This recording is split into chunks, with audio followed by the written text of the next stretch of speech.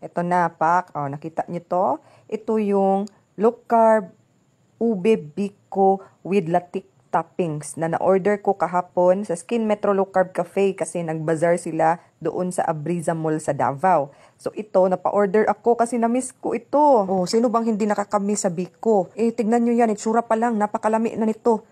Lalo na if natikman mo, grabe, mapapawaw ka talaga sa sarap, mapapasabi ka talaga na, ay, craving satisfied. Grabe ba? Gimingaw talaga ako nito. Na grabe kasi, dugay na talaga ako hindi nakatilaw nito. Kaya ayan, tignan nyo, napakalami ng kain ko. Oh, tapos ito pa, dumating na ang order ko na coffee latte. Agoy, kalami ba ani i-partner sa ating biko. O sabi ko sa rider na full cream lang at kape ang ilagay. Tapos baka na-confuse siya bakit ayaw ko ng asukal. So nagbigay siya ng asukal pero kay low carber man tayo. O dapat ilabay lang natin yung asukal na yan, no? Kay makaspike lang yan sa ating insulin. So ito na ang perfect combo. Low carb o beef flavor na biko na may latik at saka mainit na coffee latte. O, di ba? Naku, ang sarap-sarap talaga.